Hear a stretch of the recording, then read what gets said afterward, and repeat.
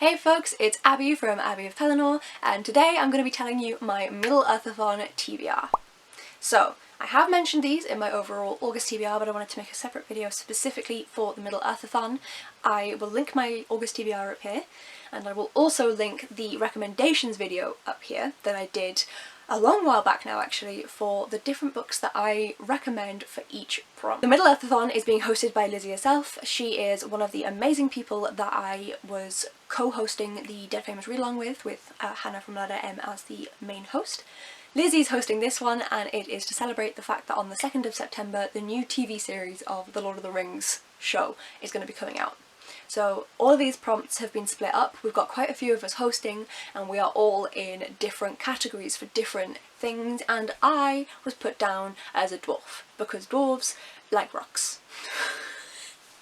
Hi, there are 3 prompts. I have 3 books on my TBR. Let's delve straight into them.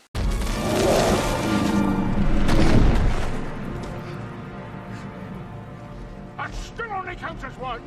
Basically the only one from my physical TBR that works for this is the Complete Sherlock Holmes collection by Sir Arthur Conan Doyle. This is 1,100 pages. Pray for me. We'll see whether I manage that over the next couple of days. Part of me was like, yeah, I'll start it earlier in the month, and I was like, then it doesn't count. So I've had to wait. If you don't know who Sherlock is, I would recommend just popping it in Google because you'll get a lot more from that, but it is 1800s detective stories. They are fantastic and beloved for a reason. I've read quite a few of these already, but I don't know which ones I've read and which ones I haven't, so I'm just going to read the entire thing. Hopefully it should be quick. I'm usually quite quick with these kind of golden age mysteries. I'm reading through them, and I have been with the other Sherlocks that I've read, and some of them will be rereads, so hopefully it'll be a nice and quick blast through 1,000 pages. Even though this is like 20 odd different stories, it still only counts as one.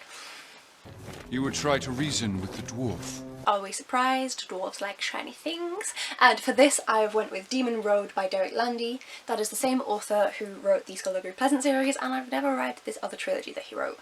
I've not heard great things about this, to be quite honest with you.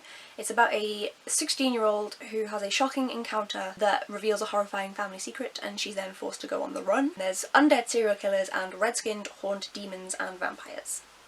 I know nothing. Nothing at all. I think this one's set in the US rather than in Ireland, but I cannot confirm until I've read it. Oh no! Yes I can. It says it's the supernatural landscape of America. So this is based in the US rather than in Ireland. Derek Landy is Irish. And I've heard that the main character in here just really isn't written anywhere near as well as Val is, so we shall see. But I was reading the Skullduggery Pleasant books, the entire series, with Lizzie, and this entire cover is so shiny, so I felt like it fit this prompt. We are sons of Durin. There are a few different contenders. I mean, technically it's a copy of the Bible that I was given when I was 8, but I'm an atheist. I just keep that for sentimental reasons, so I'm not reading that. So I just picked a book that I've had for a while. I've had this one since I think 2016, and that is All the Light We Cannot See by Anthony Doerr. This is a historical fiction following a blind girl who is in Paris during World War II and the Nazi invasion, and how she navigates trying to survive that. I'm nervous about this one. I've been a lot less into historical fiction than I was when I picked this up. My reading taste has changed quite a bit, so I'm pretty nervous about getting to this one. We shall see. We shall see. It's also a long one. Why did I pick long books for this few-day readathon? 28, 29, 30, 31, 1, 2. I have 6 days to read 2,000 pages. Lizzie, why? It's my own fault, but Lizzie, why? All of us have different prompts, as I mentioned. Mine are the dwarf ones, but we also have a little extra perk.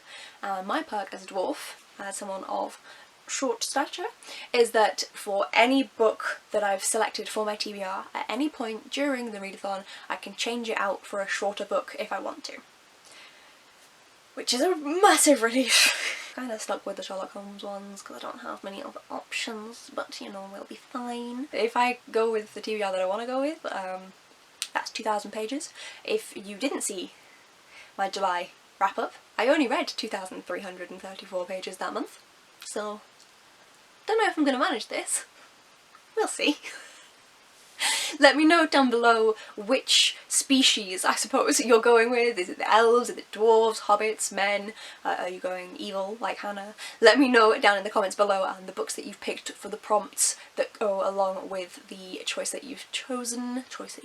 Wonderful, Abby. Great English. Mwah. I'm really hoping that I can get through all of these books in just a week. We shall see. But I'm also really excited to have the TV show come out.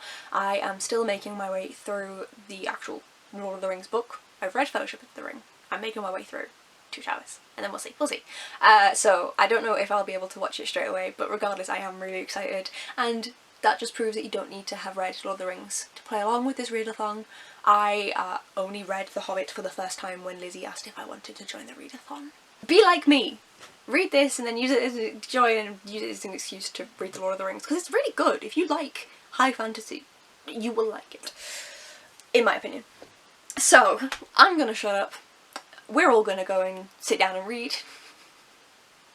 Wish us all luck, and I'll catch you in the next one, folks. Bye!